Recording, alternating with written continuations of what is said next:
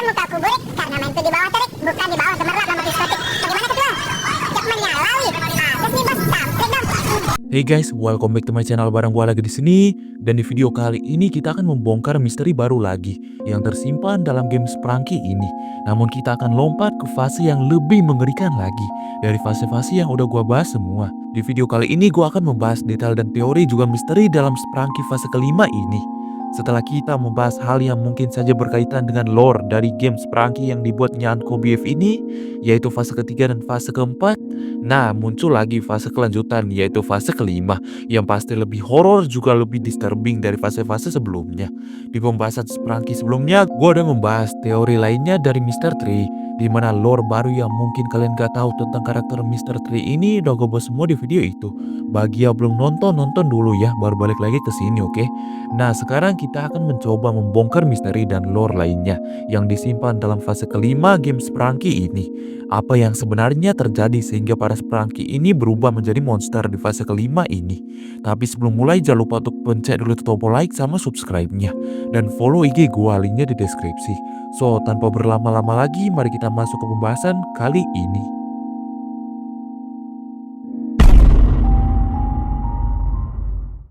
Setelah kemarin kita udah melihat kengerian dari fase ketiga dan fase keempat, sekarang kita akan terjun ke fase berikutnya yaitu fase kelima.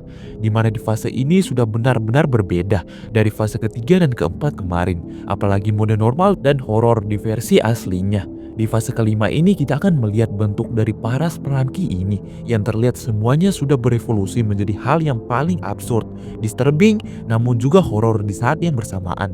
Bentuk-bentuk dari para Spelunky ini sudah kelihatan mirip kayak monster. Nah, di video kali ini gua akan mencoba membongkar apa dan kenapa semua ini bisa terjadi dan hubungan lore dengan versi asli game Spelunky ini. Siapa tahu kan kita dapat menemukan petunjuk yang mungkin akan memperjelas lore dari Spelunky ini. Oren yang sudah kita lihat di mode normal dan mode horor di game aslinya terlihat mirip, walaupun di mode horor kelihatan udah mulai berubah menjadi mengerikan. Di fase ketiga dan keempat, perubahan dari si Oren ini makin terlihat sangat jelas, di mana bentuknya sudah sangat tidak karuan, yaitu mukanya terlihat hancur. Nah, di fase kelima ini mukanya terlihat tumbuh 3 mata dan 3 mata lainnya yang tergantung. Juga terlihat mulut yang tumbuh di bagian dahinya. Perubahan juga terjadi kepada Sky. Sky di sini terlihat memiliki 1 mata besar, di mana matanya di sini kayaknya adalah mata-mata aneh yang kita lihat padanya di fase ketiga. Mata yang kemungkinan adalah jiwa ini mungkin sudah menyatu dengan karakter satu ini, sehingga bentuk dan kepribadiannya sudah sangat rusak. Reddy, Spelunky yang mati tergantung ini, juga berubah banget dari versi aslinya. Di sini tali yang menggantungnya berubah menjadi rantai dengan pengait yang menusuk kepalanya. Hal ini membuat gue bertanya, apakah Reddy ini sebenarnya diikat oleh sesosok entitas misterius dari atas, di mana entitas inilah yang mengganti tali yang menusuk Reddy dengan rantai ini. Gray di fase ketiga dan keempat masih terlihat normal, di mana kesadarannya akan bahaya di sekitarnya masih bisa kita lihat dari ekspresinya Gray ini. Namun di fase kelima ini kesadarannya si Gray ini pada akhirnya hilang juga, membuatnya menjadi seperti para Spelunky monster lainnya. Dan ini juga ngasih kita fakta kalau dalam fase kelima ini sudah tidak ada lagi Spelunky yang akan tertolong, karena semuanya sudah berubah menjadi monster NPC yang sangat rusak. Yang unik juga dari evolusi mengerikan para Spelunky ini di fase kelima bisa kita lihat dalam karakter Mr. Tree. Mr. Tree dalam fase kelima ini terlihat kehilangan daun pohonnya, dengan mukanya yang mungkin adalah jiwa dari Mekena yang sudah menyatu dengannya. Fanbot yang kita lihat sebelumnya terlihat kayak sudah rusak dengan mulut yang muncul. Nah, di fase kelima ini mulutnya menghilang, namun terlihat sebuah cahaya merah di dalam kacamata robot ini, di mana ini masih memperkuat fakta kalau Fanbot ini sebenarnya ada sesosok makhluk di dalamnya.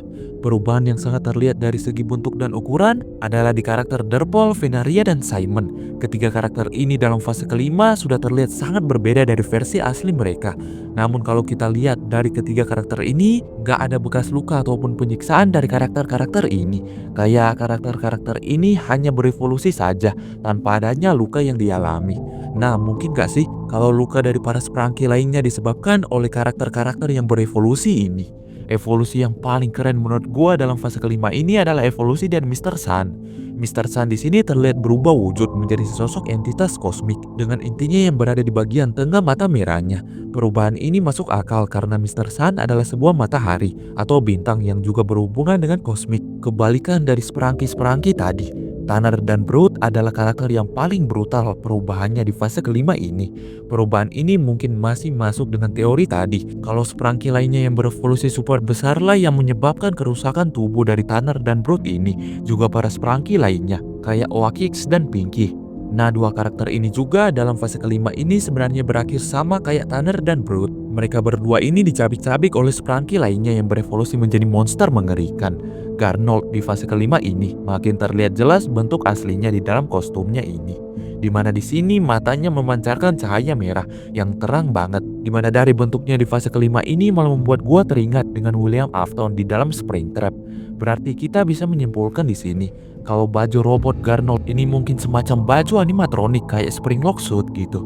Clark yang kita lihat dalam fase ketiga dan keempat masih memiliki dua mata.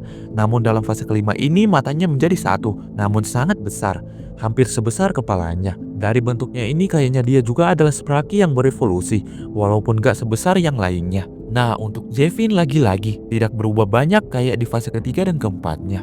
Dimana di sini lebih memperkuat teori gua, yang gua bilang kalau Zevin ini sebenarnya memiliki mantra yang dapat melindunginya dari kekacauan yang gak ngotak ini.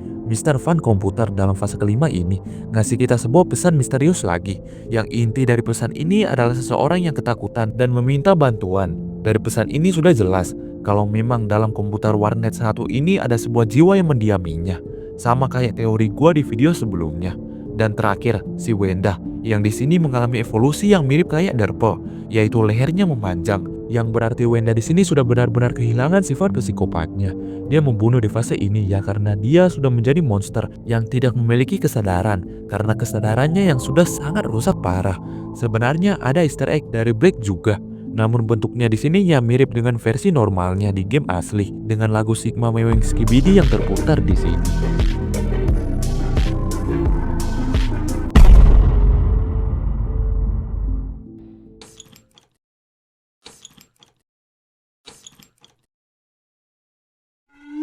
So, itu dia untuk pembahasan Sprunky fase kelima ini.